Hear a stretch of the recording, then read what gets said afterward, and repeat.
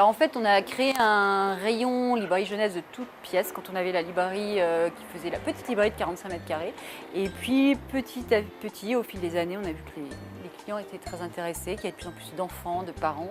Et on a profité du déménagement pour agrandir ce rayon et puis donner la place belle aux éditeurs indépendants et puis surtout aux éditeurs qu'on aime beaucoup. Et puis par exemple parmi les maisons d'édition indépendantes spécialisées pour la jeunesse, on a par exemple, on reçoit ce week-end la maison d'édition Fleur de Ville qui propose un catalogue volontairement assez hétéroclite mais qui plaît du coup beaucoup aux gens. Il y a un côté assez mignon avec des thématiques qui sont fréquemment abordées en jeunesse comme la différence ou le fait de grandir, de profiter du temps présent. Et puis à côté de ça, il y a des petits albums comme la petite belette ou en Doug et Spot qui sont des albums beaucoup plus décalés qui font rire les parents et les enfants et puis qui permettent du coup de les laisser imaginer plein d'autres histoires par la suite. Donc voilà, Fleur de Ville répond justement par excellence à ce nouveau courant de maisons d'édition pour la jeunesse qu'on aime mettre en avant.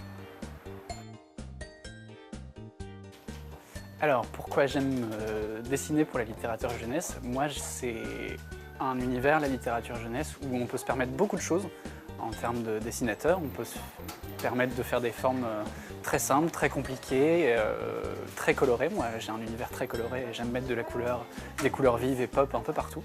Ça me plaît beaucoup. Et les enfants sont très réceptifs à tout le plaisir qu'on met dans le dessin aussi. Et ça fait énormément plaisir de voir des enfants qui apprécient le dessin que tu peux faire. Alors, à Fleur de Ville, en tant qu'éditeur, on n'a pas de ligne éditoriale très précise, très calée. Nous, ce qu'on veut surtout, c'est accompagner les auteurs au mieux pour qu'ils puissent s'exprimer comme ils ont envie, qu'ils puissent faire le livre qui leur plaît le plus. Donc on ne met pas de restrictions particulières. Il y a un style et des choses qu'on préfère, mais on n'a pas d'interdit dans la ligne éditoriale.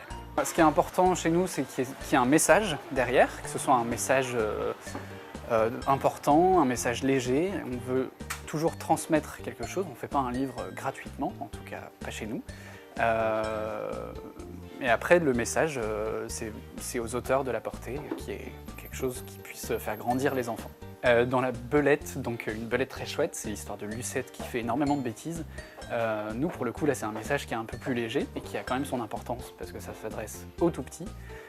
Nous, on voulait dédramatiser un petit peu et un peu pousser les enfants à faire des bêtises, à explorer tout le monde qu'ils ont autour d'eux. Quitte à ce que les parents, ça ne leur plaise pas toujours, mais on se rend compte que Lucette, elle est comme tous les enfants et qu'elle aime bien mettre les doigts là où il ne faut pas.